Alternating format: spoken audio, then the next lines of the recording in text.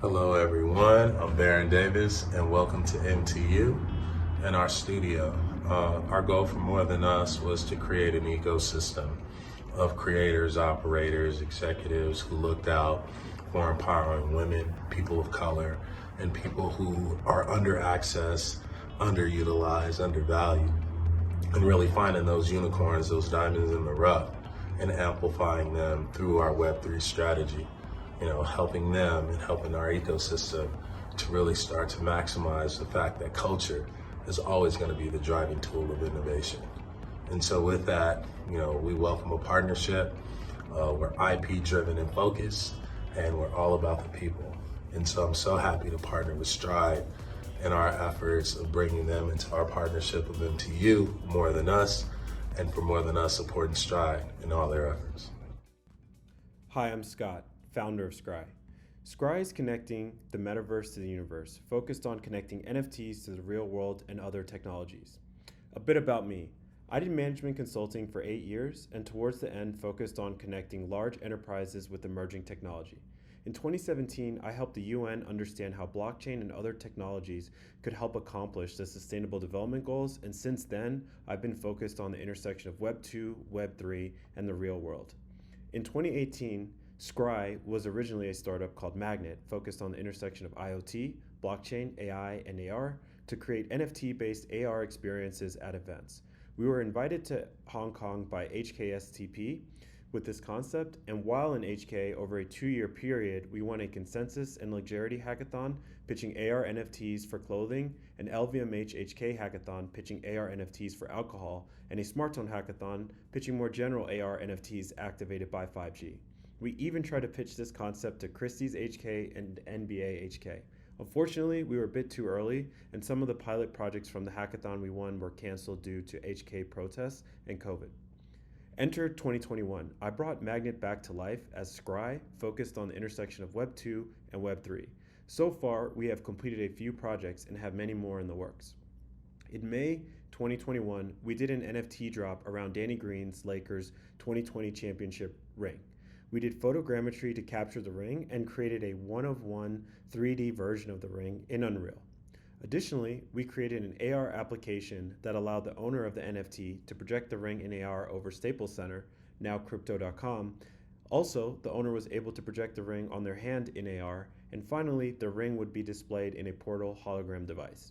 Unfortunately, the NBA sent a cease and desist letter that required many last-minute changes and tanked the project. Another project we deployed is called Metalists. It was inspired by the Monoliths craze and 2001: A Space Odyssey. It's a first-of-its-kind project rendered in Unreal Engine in real time with randomly selected variables. Over the course of 2021, we conducted a variety of IRL NFT events to build community. One was even featured in Time magazine during NFT NYC, and the others were intimate IRL gatherings of key influencers right before the NFT space really exploded. So what are we working on now? One project is a free NFT we are putting out made by an AI artist that we developed. We tested a variety of AI image generation techniques and even put together a 64-page document explaining the experiments. The best outcome, though, was trained on 50,000 art block style NFTs and resulted in the generation of 3,000 NFTs that we will release for free. From our professional athletes and NFT event in Venice at the Novogratz House, we put together an IRL NFT which required a 3D photogrammetry scan. Anyone who got scanned at the event could receive a 3D version of themselves minted as an ERC 1155. For version 2, we are partnering with XXArray, a company that did the 3D scans for the Met Gala to upgrade the experience. The drop we are most focused on, though, is the Liquid Star NFT drop. Focused on the United Nations Sustainable Development Goals, this drop is centered around social impact, and for every 1,535 NFTs sold out of 7,676, we deploy a solar-powered shipping container or waypoint that will provide electricity and water in places where they don't have access. With excess electricity, these stations actually mine green Bitcoin and Ethereum, and holders of the NFT vote on how the revenue from mining is distributed to local entrepreneurs and nonprofits.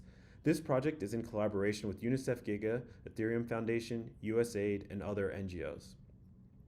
One problem we saw in the community, though, is that many people had difficulty putting together PFPs, so we actually made a prototype free-to-use Pfp Generator to increase access to the Web3 space. It's a free tool that will enable auto-generation of PFP projects.